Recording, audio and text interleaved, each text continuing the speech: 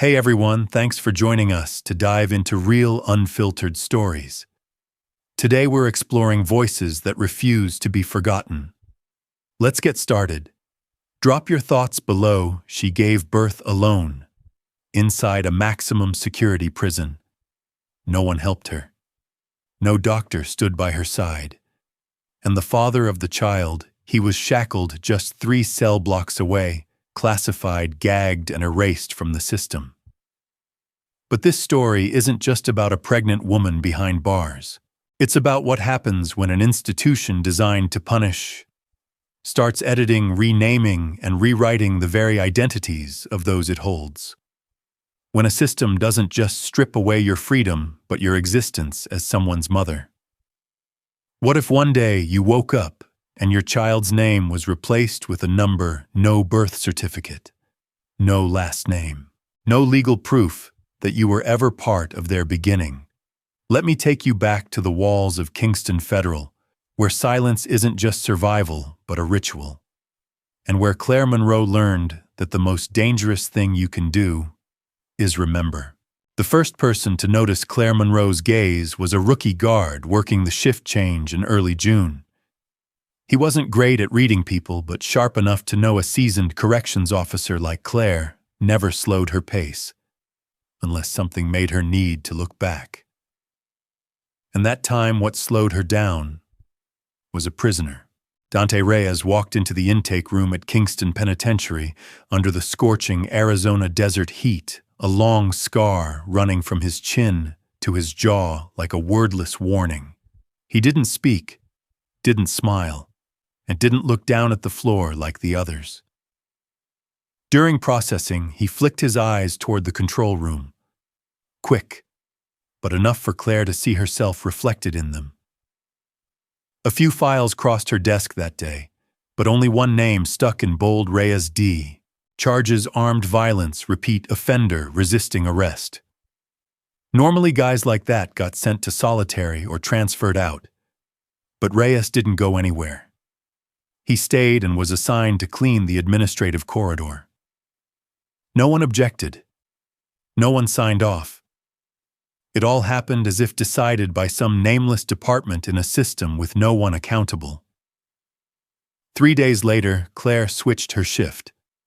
No one asked why. Reyes mopped the floor right where she usually passed. The mop slid across the old tiles like it was measured to land in her path. Once the handle stopped just shy of her boot. Not by chance, not quite on purpose. Just a line drawn in water and dust testing who'd cross it first. Claire didn't lift her foot. She paused, bent down, and picked up a thin string the wind had blown in. A perfectly reasonable move. But in that exact moment, the hallway's ceiling camera blinked once, then went dark. No one reported the glitch. No one fixed it.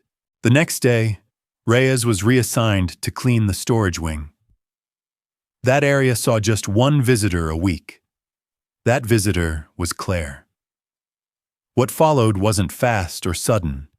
It just quietly clicked into place like a body growing into the gestures of youth glances without reason, deliberate silences, footsteps arriving a minute early, and a door never fully locked if Claire was the last to leave the room.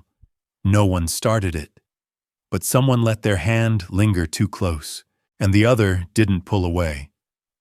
One late afternoon, the storage door closed. The soft clank of metal in the silence rang clear as an unwritten vow. Claire's hand rested on his shoulder as she reached for a file box on a high shelf. Reyes didn't move. The touch lasted longer than 3 seconds.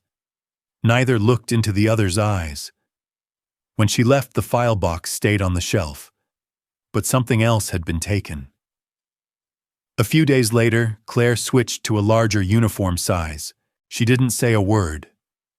Not to anyone, not in the logbook, not a sigh in the bathroom, not a twist of the silver ring on her middle finger, like she did when she needed to steady herself. Claire Monroe was the kind of woman who knew what belonged on paper and what should only live under her skin. But her body wasn't as loyal to the rules. One morning in early August before roll call, She pushed open the door to the medical wing and told the front desk she needed a blood test because of dizziness and nausea lately. She submitted the sample, signed a fake name. 3 days later, the results came back.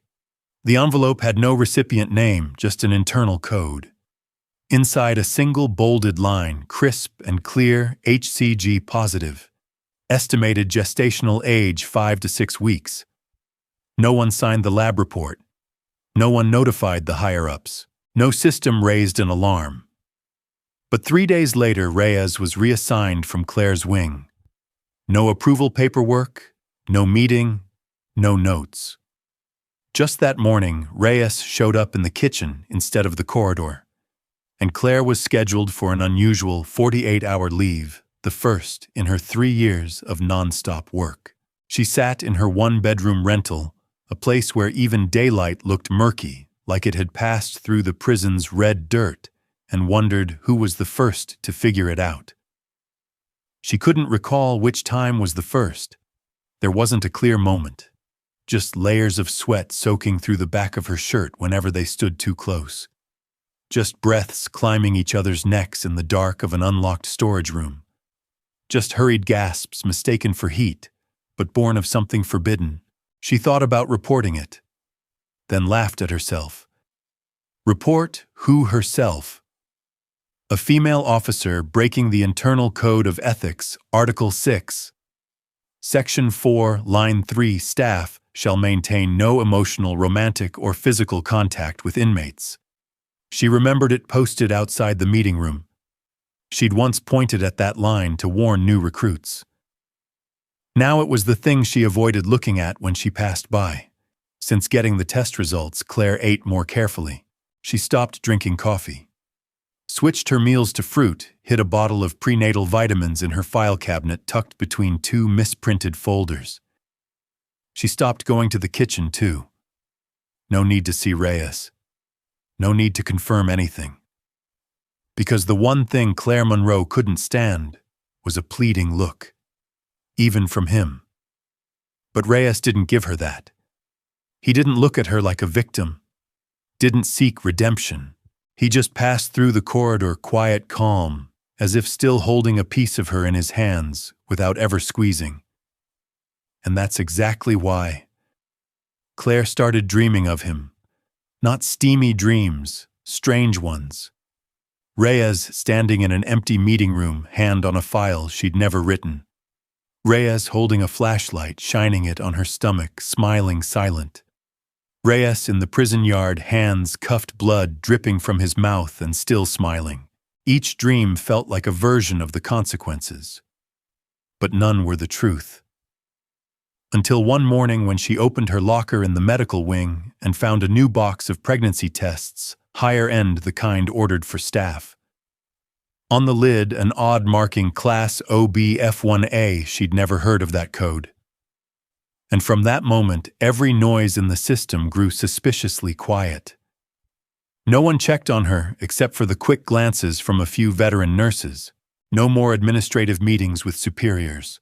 No more random file audits. Only one thing grew clearer each day: her belly was growing, and no one dared mention it. Some warnings don't come from words, but from what's too absent. Claire started noticing the gaps. Her logbook was no longer required at the end of each week. Shift emails stopped including her in the CC, and the morning coffee in the briefing room, always ready for supervisors, now sat cold before she could take a seat. But silence isn't always an end. Sometimes it's a temporary space for something else to slip in. One night during her shift in the admin wing, Claire stopped by the camera control room, something she did to verify roll call times. But that night, a still image held her gaze. Reyes standing under a flickering light at the end of the chow hall, hand on his own stomach, like he was acting in a play with no audience. He knew the camera was rolling. He looked straight into it, silent, as if sending a signal. Not a threat, not an apology, but a statement: I'm still here, and I still remember. She stepped back from the screen before the tech returned. That same night, a small package appeared in Claire's locker. Unlocked, unguarded. Inside was a bottle of prenatal supplements. No label, no prescription. Just a small note, not for inmates. Take 3 times a week. She didn't ask who left it. No one was reckless enough. Unless they weren't an inmate or never had been. The next morning, while inspecting the laundry block, she passed Reyes. He didn't speak, didn't pause his work. But once his hand brushed over a folded towel, then placed it on the metal table, folded slowly.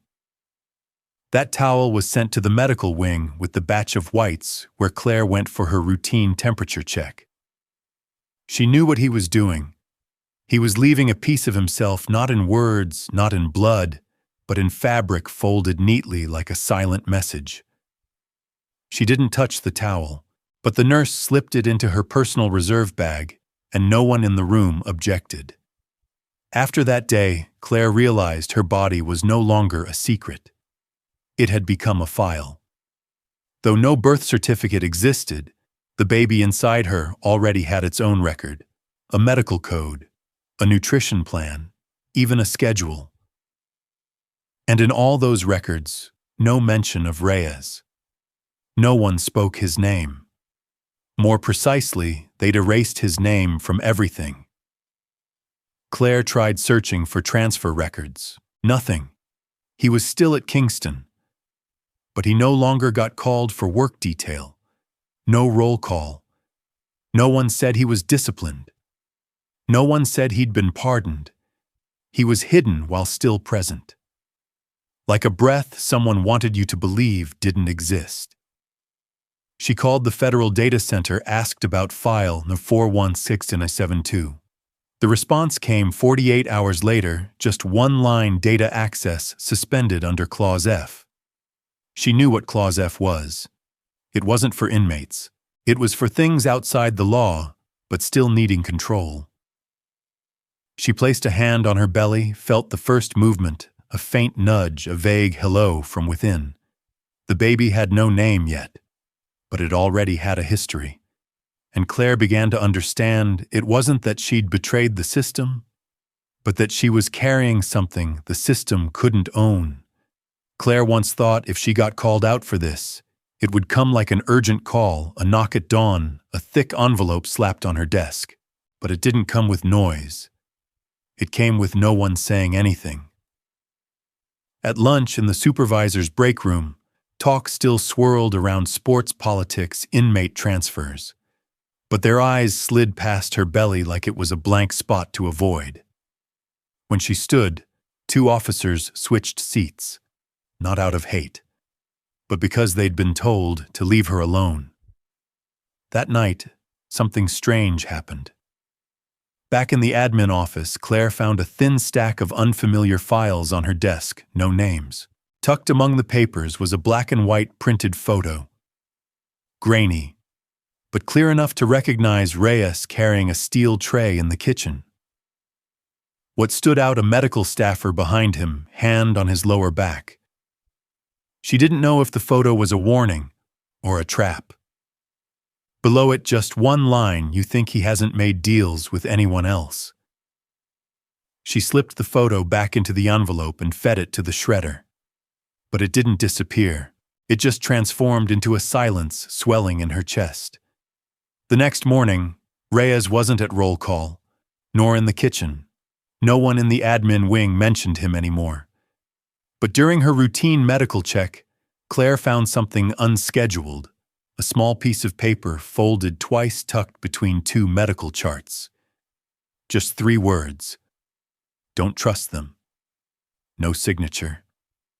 No return address. She left the room, hand clenched around the note, her heart hollow.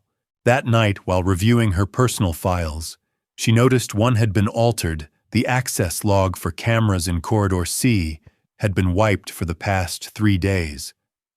Only the control room had that clearance. And the only thing that happened in those 3 days was Reyes vanishing. She started to understand. Someone was testing how she'd react to loss. Not by interrogation, but by making her feel she'd been left alone. No goodbye. No confirmation. Just absence and the child growing inside her. Claire recalled a rumor she'd heard from an old nurse. About a case in 2016, a female officer granted 3 months medical leave for an internal incident. When she returned, she was gaunt and never spoke to anyone. Some said she'd been pregnant. Some said the baby was relocated to a secure facility. But no one ever saw the child. And no one saw records of Reyes, the man supposedly involved, after that. Claire switched on her desk lamp, wrote a note in red ink. She wrote, "If I disappear, don't let my name be changed." She didn't sign it. Just folded it 4 times and slipped it into the lining of her coat, the one she only wore when it was cold enough to hide how her hands shook. In her heart then, it wasn't fear. It was a question. Do I have the courage to hold on to the truth if the cost is losing everything? On a gray morning, when the fog settled thin like cold grease on iron, Claire Monroe received something she knew she should never have, a manila envelope placed directly on her desk. No seal, no sender's name, just a single red ink slash across the words, for internal use only. She opened it slowly, as if pulling the paper out might shift the rhythm of the baby inside her. Inside was a transcribed audio log. Short, a dialogue between a senior officer and a medical staffer. How many weeks is she? 9? Maybe 10. No need for more tests, no. We just need to decide whether to keep or transfer. Does he know he thinks he still has a say?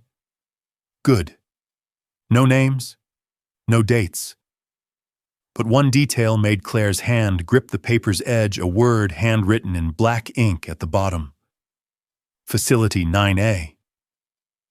That wasn't a treatment wing. It was solitary, where no inmate stayed longer than 72 hours, unless they'd been classified under internal protocols. And she knew once Reyes's name landed there, everything would become an assumption. No one would double-check. No way back. No one to save him. That night, she left the admin wing later than usual. Using a system safety check as an excuse, she requested temporary access to the internal data archive just 15 minutes. She touched nothing but the pending transfers folder. One name appeared, Reyes Dante, under review, request 9A, finalization awaiting input. She didn't know who pending input referred to, but she knew the system was waiting for someone to give the final sign-off. One click. One password, enough to make him vanish from the entire federal prison network, reduced to an attachment in a locked internal report. Claire shut off the screen, stood up, left the room, saved nothing. No one could say she'd seen it. The next morning during her health check, the doctor handed her a brown paper bag. Calcium supplements, they said. But Claire opened it outside, and beneath the tablets was a small, cream-colored envelope unsealed. She opened it and sank into a strange state between nausea and stillness. A pre-printed birth certificate. Mother's name, Monroe Claire. Father's name, blank, fetal gender female. Status draft. No one told her. No one asked permission. But the system had decided before her body could react. She folded the paper slowly, like folding an obituary. That night, Claire walked to the old storage wing where she and Reyes first touched without words, where it all began. The door was still locked, but she knew something inside was expanding the truth, and it didn't need to be recorded to exist. She stood there, one hand on her belly, and for the first time since it all started, she said his name aloud. Dante. Just once. Just for herself to hear. Claire had thought she'd be afraid if the day came when she had to choose between keeping a child or keeping her own identity. But that morning, she felt only a strange calm, almost serene. Like standing before a dark room, certain nothing waited inside, but the truth raw, unrelenting. An internal memo was pinned to the shift board. A few neat lines printed in a font she knew too well. Effective next week. Officer Claire Monroe will be placed on temporary supervisory suspension reason medical adjustment. No one asked what adjustment meant. No one congratulated her. No one said goodbye.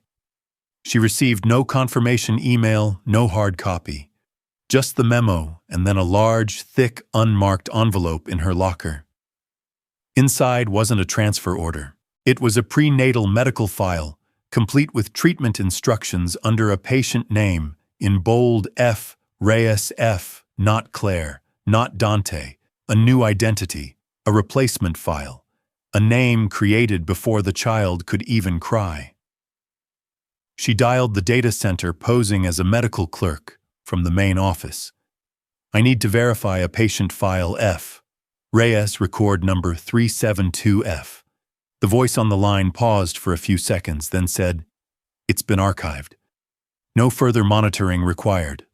Archived, a term for objects, not for people, not for an unborn child. Claire sat on a bench near the vaccination wing. On the opposite wall, a patient privacy notice hung. The print was so small she had to squint. Patients have the right to refuse any monitoring without direct consent. She gave a faint smile. Here consent was assumed to be given. Simply because she was still walking, still in uniform, still hadn't broken anything. When night fell, Claire returned to her office not to work. She printed a voluntary maternity declaration, an old form used for staff to secure contract terms after childbirth. She filled it out line by line. Her handwriting trembled slightly, but stayed aligned. Under legal guardian. She wrote her own name in red ink. And under biological father if known, she wrote Dante Reyes. No blank, no erasure, no chance for the system to assign another name. When she dropped the form off at internal HR, she said nothing, just placed it on the desk. No meeting requested, no signature needed. Because the form wasn't for them, it was a declaration. For the first time, Claire chose to put a truth on paper, knowing full well it would never be accepted, and that's exactly why it became the strongest evidence. On her way back, she passed the old storage wing. A dim light glowed in the corner. No one was on duty. No work shifts at that hour. The door was ajar. Inside, she saw the white towel the one Reyes had folded for her in their last touch. It was placed back, flat, clean, dustless, and on it a small paper folded twice. Just one line, "When you're ready. I'm still here." No signature, no timestamp. But the soap smell on the towel was the same old scent unique to the kitchen where Dante once worked. She clutched the note, held it in her hand, didn't open it again. She knew the silence was no longer denial. It was a kind of promise. After days of quiet, or rather days permitted to be quiet, Claire began tracing the breadcrumbs the system left behind. Not through documents, but through those who, like her, had been forced to stay silent. Female inmates weren't allowed contact with admin staff. That was true on paper. In reality, some found ways to send messages, a scrap of paper wedged under a food tray, a smudged ink line on a laundered shirt, a deliberate glance into a scanner at just the right moment. Claire found a note in the laundry room, cleverly taped behind the label of a gauze packet. "I gave birth here once. My child never had a name. J." She traced back the list of female inmates transferred to the maternity ward, a database she could only access because her supervisory clearance was still temporarily active. One name stood out, Janessa Klein. 3 years ago, incarcerated for federal theft. Moved to solitary 72 hours after an unscheduled medical exam. No discharge records, no maternity file. But her medical photo remained pale face, cloudy eyes, not afraid, as if waiting for someone to voice what she already knew. Claire couldn't summon her, but she could request a shift change to the wing where Janessa worked the packaging workshop. Reason health adjustment need reduced workload stress. Approved in just 3 hours. As if someone had been waiting for her to ask. On her first afternoon in the workshop, Claire said nothing. Just watched. But Janessa took the lead. She handed Claire a roll of tape with a slightly torn edge, whispering, "You're not the first. But you might be the last, still sharp enough to rewrite your name." Claire frowned, whose name Janessa smiled. "Your kids." After the shift, Claire checked her internal mailbox. A package waited labeled nutritional supplements on the outside, but inside was a soft file folder. 3 parts: a birth certificate form with the mother's name, Janessa Klein, and the child's name, blank 2. An unsigned handwritten letter. I don't remember my child's birth date clearly. They didn't let me stay until it cried. They said they'd notify me if anything needed confirmation. It's been 3 years, and there's been no confirmation. 3. A list of female staff who'd been pregnant at Kingston in the past 7 years, many of whom no longer had employment records. Claire's hands started shaking by the 12th line. She saw her own name, Monroe Claire, under code F1A, but in the status column it read, "Awaiting reassignment, guardian external, not her, not Dante." Another entity was being assigned guardianship over her unborn child. Right then, a system alert popped up in the corner of her screen. Deadline for guardianship confirmation expires in 72 hours. If no response is received, the system will process by default. And Claire gripped her wrist. They didn't need her to agree. They just needed her to stay silent. Like the others who'd carried pregnancies through this prison and left with empty hands and nameless memories, Claire knew she couldn't act openly. Not anymore. One wrong move and her entire file and her child's would slip into the data void where the system operated like a thinking machine.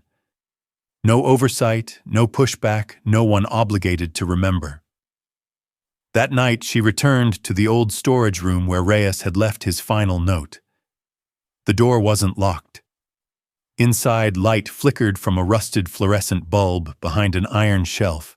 On the table, nothing but a small body cam, the kind used by guards on night patrols. It was already recording. Claire sat down, hand on her belly. And for the first time, she recorded her own testimony, not for HR, not for the inspector. Just saved to a USB encrypted labeled maintenance schedule, South Wing.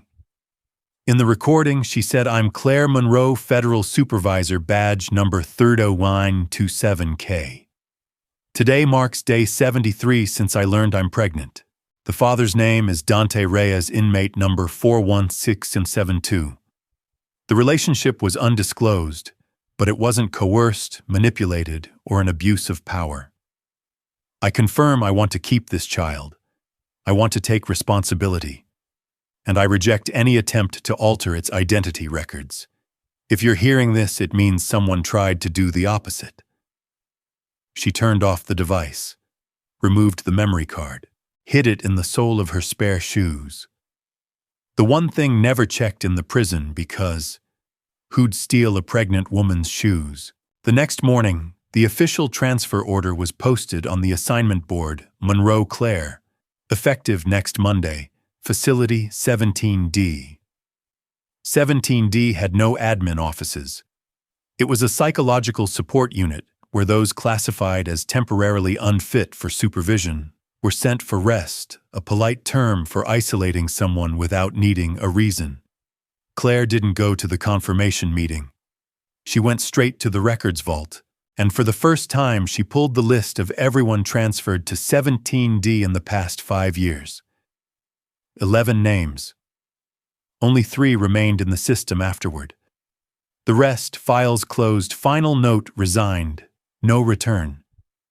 Among the 3 still listed, one name froze her: Klein Janessa, status labor support only, restriction nonverbal communication. No speech. She wasn't allowed to talk. What had they done to her? Claire printed a copy, folded it, tucked it into her bra. At that moment, the wall-mounted intercom rang. No one called Claire on that line. She picked up. No one was there. Just an automated recording playing once you have 48 hours to confirm or relinquish legal rights. The child will be placed under federal statute M16 if no response is received. Further action will not require additional consent. This is the final notice. Claire hung up. The room suddenly felt airless. She stepped into the hallway, sunlight slicing through the steel door slats like blades, and something inside her snapped decisively. Not fear, not loss of control, but realization they didn't care who she was, what she thought, or who the baby would call mother. From now on, she either documented the truth before it was erased, or she'd vanish like dozens of names that passed through this prison, leaving not even a cry behind. Claire knew she couldn't win with force. But this system wasn't a beast. It was a fragmented memory surviving on forgotten gaps. And if you knew exactly which crack was wide enough to slip a truth into, you could make it crumble from within. She started with the smallest thing, a fake note on a medical supply form suggesting Janessa Klein be sent for an endocrine check due to unstable hormone levels. The request was approved in 15 minutes. When Janessa entered the exam room that afternoon, Claire was there as personnel oversight. No one paid attention to them. No one thought they could talk. Because Janessa was coded nonverbal. But Claire didn't need words. She just needed a slight nod and a hand brushing over a scarred belly. When the door closed, leaving only the hum of the fan and the stark white light, Janessa slipped something small into Claire's hand. A chip tucked under a plastic button. "Start at the control room," Janessa whispered. Claire knew this wasn't hers. It was the tiniest piece of evidence Janessa had managed to keep from her own childbirth in this system.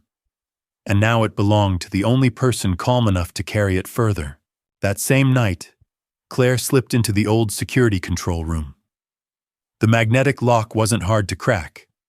The system here hadn't upgraded to biometrics, just a code. She entered her birth year reversed. Once. It didn't open. She entered the day she learned she was pregnant. The lock clicked.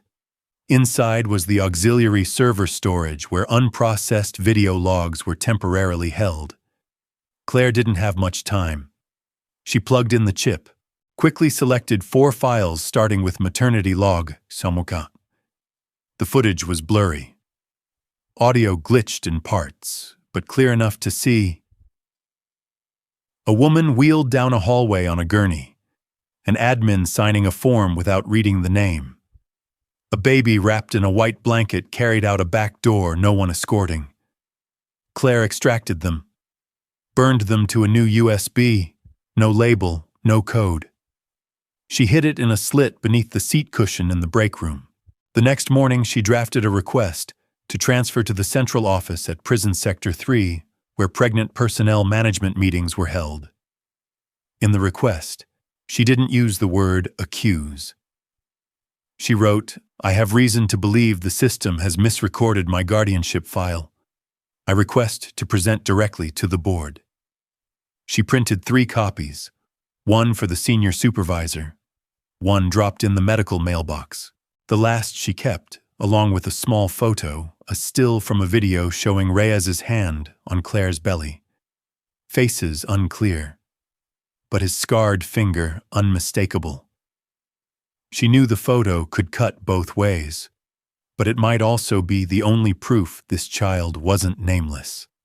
That evening, someone tapped lightly Oni door of the staff room where Claire was on night duty. One tap, she opened it. No one was there. Just a white paper taped to the door. "You're out of time. Facility 17D is ready. Transfer time 36 hours. Claire looked up. The hallway was empty. She knew it had been set in motion. Now she had one job left: get the truth out before they erased her completely. Claire didn't sleep. Couldn't. She spent the night at her desk lamp, off, only the faint hallway light catching half her face. In her hand was the photo, Reyes's hand on her belly. The image wasn't clear, not court admissible. But to her, it was the only proof she'd been touched by him, not by this system. Near dawn, as the first shift's footsteps echoed, Claire left her room. She headed to the clerical wing where non-urgent papers were stored, meaning no one had reason to shred them, but no one cared to read them either. She carried 3 old files pretending to audit documents. Between them, she slipped a white envelope, unnamed, unsealed, containing only a USB, the extracted video from the auxiliary server, and a scan of the draft birth certificate coded F. Reyes. On the envelope, she wrote one line by hand to Federal Oversight Agency. Priority Level 1, request for review. No signature, no sender, just an envelope among hundreds of invisible things, but this time it had a destination. At 11:08 a.m., a false alarm blared in the admin wing. A faulty network check forced all internal computers to reboot. For those 12 minutes, Claire's data was accessed and temporarily locked by the coordination department. When she logged back into the system, a warning appeared. Your personal information is under review. No changes to identity data or shift schedules can be made at this time. Claire understood. They'd started erasing her. But what they didn't know, she'd started turning herself into data too. That afternoon, during a routine meeting between supervisors and the medical advisory board, Claire didn't show up as scheduled. Instead, a female inmate was called in to mop the floor. No one noticed who she was. No one knew her uniform pocket held a copy of the draft birth certificate, a photo, and a small note that read, "If I disappear, send this to the Western Regional Office. Don't understand. Just send." The inmate's name was Eva, once a librarian before being transferred for uncooperative behavior. Claire had once helped Eva dodge an internal audit by swapping shifts, an old favor. And now Eva repaid it by becoming the final messenger. Night fell. Claire returned to the old storage room, not to hide, to wait. She knew after everything she'd done today, someone would come. Maybe an officer, maybe a doctor. But the first to appear was Dante Reyes. No shackles, no guards. Just him alone in a plain white shirt. No badge, no inmate number. His eyes no longer held their old defiance. But there was no regret either. Claire looked at him for a long moment. "What are you doing here?" she asked. "Same reason you're still here," he answered. "We won't get to keep her." Dante nodded. "No. But at least you forced them to remember you tried." Claire sat down. Her hand clasped his. It wasn't affection. It was a pact, one that 2 people who'd broken every rule could finally etch into the system, not with words, but with blood tears, and the stubborn, reckless will of a mother in a prison. All day, Claire's name was absent from every roster. It vanished from shift schedules, medical monitoring lists, even meal reports. Her erasure was seamless, as if she'd never existed. Then, at 7:23 p.m., a message appeared on the supervisor's office intercom. "Monroe Claire, transfer to Facility 17D. Reason prenatal psychological evaluation. Transport 6 or 0 a.m. Facility 17D, the final processing hub. Not a place for recovery, but for reconfiguring identity records, a polite phrase for wiping a person's name and reshaping their past so the system owed no explanations." Claire had one night. She didn't cry. She cleared her locker, hid the birth certificate copy, the photo, and the recording in the bottom of an old medical kit, locked it, and labeled it expired insulin, destroy by 09/20/23. She knew tonight they'd come, but before that she'd do something outside protocol. She knocked on the medical wing's door after hours and waited like an inmate. The maternity doctor answered. Male, face hard as a surgical table. What do you need? Claire held out a paper. An off-system birth confirmation. He frowned. No such form exists. Then I'll write it. It's invalid. She looked him in the eye. It doesn't need to be valid. I just need you to take it. And remember, you saw it. A moment's hesitation. Then he took the paper. Claire offered shaky but clear, I, Claire Monroe, confirm I will give birth to this child with at least one non-prison staff witness present.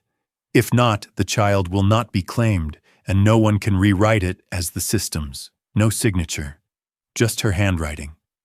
But Claire knew once someone had to see it, it lived. Like the unborn child inside her, it lived because she refused to let it be buried in silence.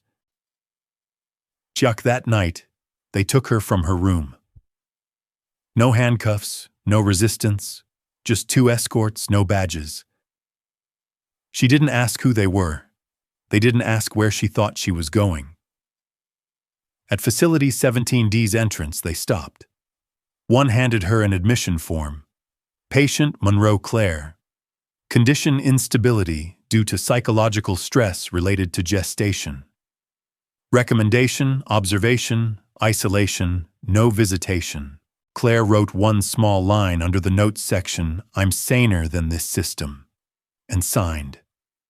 Not because she trusted the system to read it, but because sometimes a signature is the only thing left to prove someone was ever here. Inside Facility 17D were stark white rooms, no clocks, no hallway footsteps, no intercom signals. Just an iron bed, recessed lights, and walls too thick to tap through. Claire wasn't questioned, wasn't approached, wasn't medicated, but wasn't told why. On her second day in 17D, she noticed the bedsheet reeked of harsh disinfectant, as if masking blood from those before her. She didn't know how much time she had, but when the first pain shot from her mid-back, spreading to her belly like an invisible cut, she knew the baby waited for no one.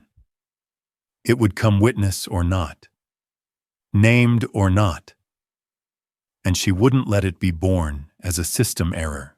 The metal in Facility 17D didn't ring like in regular cell blocks. It was heavy damp, muting every movement into a dull echo, as if each door was designed to smother sound before it could escape the walls. Claire lay on the iron bed, hands gripping the frame, lips clamped tight. The contractions came without warning, relentless.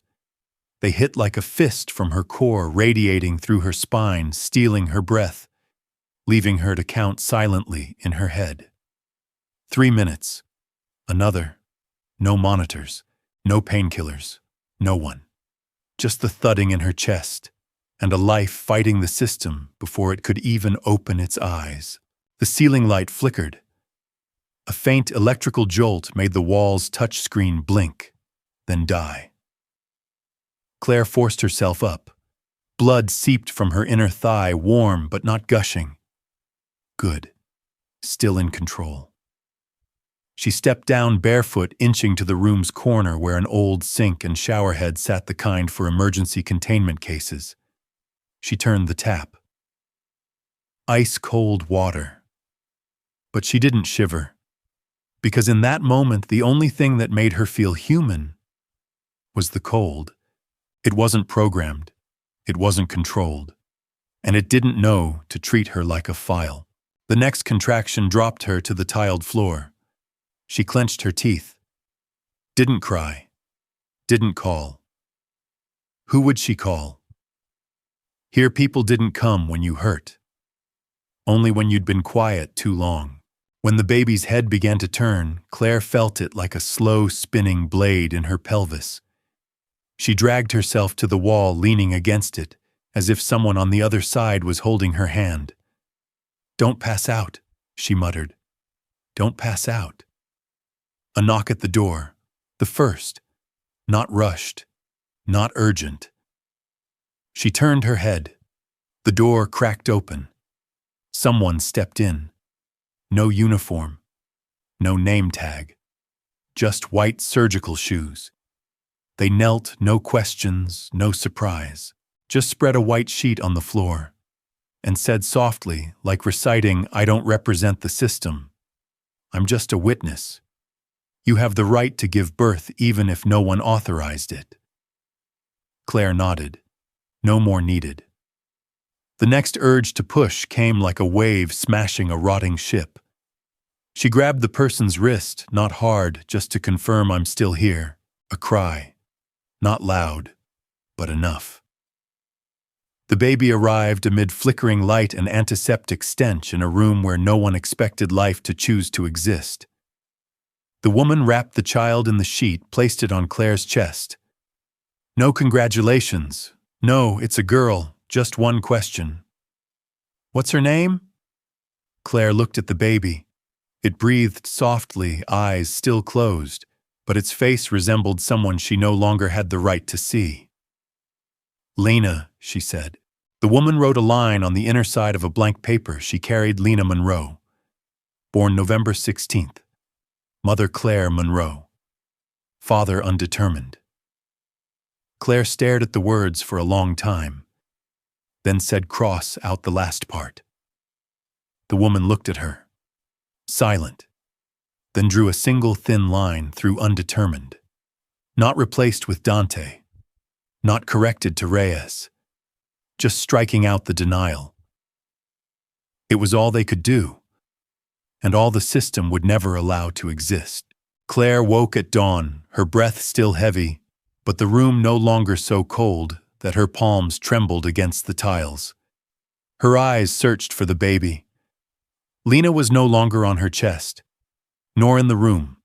No blanket, no blood, no cry, just an empty bed, and a small metal box neatly placed at the foot as if someone had just cleaned up after a surgery. She forced herself to sit up.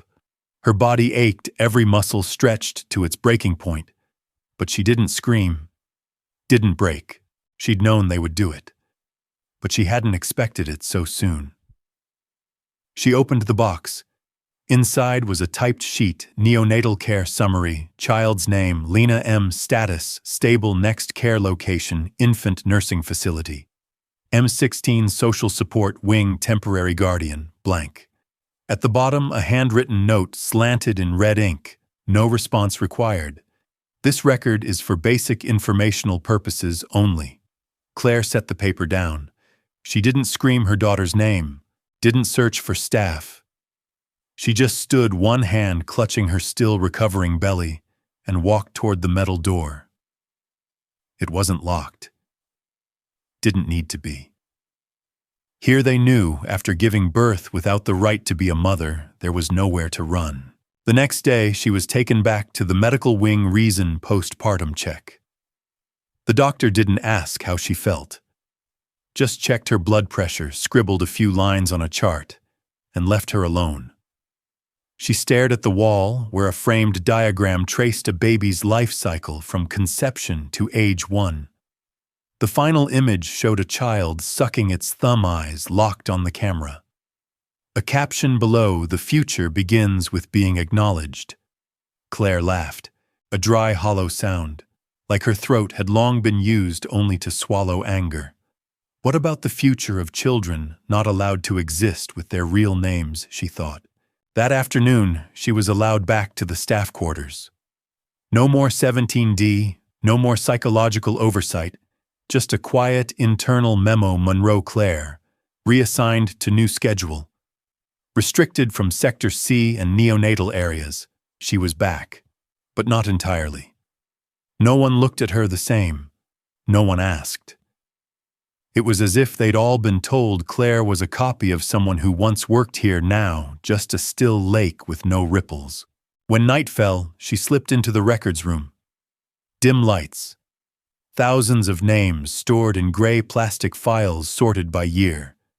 She searched the current year, flipped through each file, looked for one name, Lena M. Nothing. Nowhere, as if the child had never been born. She took a blank sheet, Wrote by hand, I, Claire Monroe, gave birth to a daughter in Facility 17D on November 16th. Her name is Lena. I confirm I still remember her first cry, and I won't let the system forget it. She folded the paper, slipped it into her own file. No one would find it. But one day, if someone tried to erase her again, they'd have to read. Every morning at Kingston Camp begins with the swipe of a card and the flickering green and red attendance screen. But for Claire, mornings have become a different ritual, checking if her name is still fully listed in the system. She's still allowed access to some administrative areas. Postpartum recovery monitoring is the official reason. But no one cares about reasons anymore. She's like a shadow everyone knows exists, but no one is permitted to mention. A kind of unspoken consequence, just avoid eye contact, and that's enough. So when she started editing medical records in the system bit by bit, no one noticed. She didn't delete anything. She didn't add false information. She just wrote down what happened. Under Janessa Klein's file, she added a note in internal code: gave birth on 04/11/2020. No confirmation of child's placement. Under the names of 3 other women former staff who left the camp without stating a reason, she wrote signs of internal interference in maternity care procedures. No investigation conducted. Each line she entered was a scratch on the prison wall, silent, but deep enough to resist easy erasure. 3 weeks after her delivery, she received an internal memo with no sender's name. You may think you've won. But the child doesn't need you to have a name. Someone else has already claimed it. Attached was a scanned copy of a new birth certificate, child's name Lena Marie. Mother Monroe Claire. Legal guardian, name redacted, special representation rights. Claire stared at the redacted legal guardian line. She knew what it meant. The child still existed, but no longer belonged to her. But their decision to send her that certificate was a mistake. They thought it would intimidate her. She read it as a victory dispatch, because if Lena was given a birth certificate, the system hadn't yet erased her memory. That night, Claire didn't return to her room. She went to the old library where people like Ava once worked. There she opened a blank page on an internal computer, one not connected to the outside, but still holding years of local data. She created a new file, not medical, not personnel, but a self-declaration against identity erasure. In it she wrote, I am a mother. I gave birth to a child. I don't need the system to recognize me as a guardian. I just need history not to be wiped clean. She attached a scan of her hand. No permission sought. Just done. Then she sent the file to an old account belonging to an employee who quit in 2017. The account still existed, but it was inactive, and because of that, it wasn't monitored. She knew that one day someone would dig through the dead data archives, and if they were patient enough, they'd find a woman who used to be a supervisor, who lost her child in a way the law doesn't define, but still left her child's real name in the system, refusing to let the system rewrite it. The next morning, Claire walked into the medical wing. Clocked in as usual, but in her locker there was a small object. No paper, no photo. Just an old pregnancy test, 2 lines. And with it, a scrap of paper. Someone knew. The words were handwritten. Not by Claire. Not by Reyes. Not by Janessa. Someone else, someone new, starting the same cycle Claire had just tried to break. Claire folded the paper, tucked it into her pocket, and understood she wasn't done. She had only just become the first to take responsibility for telling the story. 11 months after Lena was born, an internal report leaked from the federal data system. Just one PDF file, no clear sender, no identifiable source, but enough to stir a small group of people who once worked in high-security detention camps. The file was titled Obstetric Records Anomalies and Missing Persons. Unaccounted Entities, 2015-2024. The first page listed the names of 23 women. The final page contained an unofficial, unsigned, unstamped statement with just one closing line. A child born doesn't need the system's recognition to be real. It only needs someone daring enough to write its name again. And I wrote. Claire didn't know who sent the file. She didn't know if it reached the people who needed to see it. But she knew Lena was now somewhere else, somewhere she couldn't reach. But there at least someone still called her by her full name. Dante never showed up again after that day. She heard a nurse say he'd been transferred north to a federal camp in Nevada, but no one confirmed it. One night, Claire sat alone in the old storage room, where the floor still bore stains from her first delivery. She opened a drawer by the wall. Inside was a pair of tiny white shoes, never worn, the kind for newborns, 0 to 3 months. A piece of paper folded 4 times was tucked neatly inside the right shoe. Not everyone knows they're becoming a mother, but some don't need permission to be one. No signature. But the handwriting Claire recognized, it was Janessa's.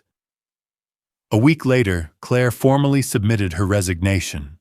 No one stopped her. No one asked why. She didn't leave Kingstone immediately. Instead, she spent her final 7 days organizing every file drawer. Not to erase, but to add. For every record she'd ever read, every name quietly removed from the system, she handwritten a small note. Her name was here. She gave birth. No one named that child. I name it now. She didn't know who might read them later. Maybe no one. But Claire did what the entire system never dared. Admit that someone had been forgotten and that they deserved to be rewritten. On her last morning at the camp, it rained rare, unexpected. Water dripped from the tin roof onto the long hallway, like the rhythm of a body finally freed from a suffocating dream. Claire passed through the exit carrying nothing but a small notebook filled with the names she refused to forget. On the final page, she wrote in blue ink, Lena, your mother still remembers you. Not because the system allows it, but because love is the one thing they can't control. She closed the notebook and stepped through the gate. No loudspeaker called her name. No signature confirmed her departure. Only the rain fell soft, steady, like the world's way of whispering back without words. Maybe. This time the memory won't be erased. Claire Monroe didn't scream when they took her daughter. She didn't beg. She didn't file a lawsuit. What she did was quieter and far more dangerous. She wrote her daughter's name in the space the system tried to leave blank, because in a prison designed to erase names, the most radical act is refusing to forget. Claire couldn't stop them from reassigning custody. She couldn't hold Lena in her arms, but she could do one thing they didn't anticipate, remember. She remembered her child. She remembered herself. And she made sure there was a record even if no one wanted to keep it. So tell me, if this story made you pause and think, what would you do if you were in her place? Leave your thoughts below. And if you believe stories like this should be told raw, uncensored, and true, hit the subscribe button. Because sometimes the truth doesn't explode. It waits in silence. She lost custody, but the system lost control. And that is how a legacy begins. If Claire's story moved you, if it made you pause, reflect, or question, then join us. Subscribe to stay connected with raw, unfiltered stories that shine a light on truths too often buried. Every week we uncover narratives like this, told without censorship, to honor those who refuse to be forgotten. Hit the subscribe button below and become part of a community that believes in the power of remembering. Because the truth doesn't just speak, it endures.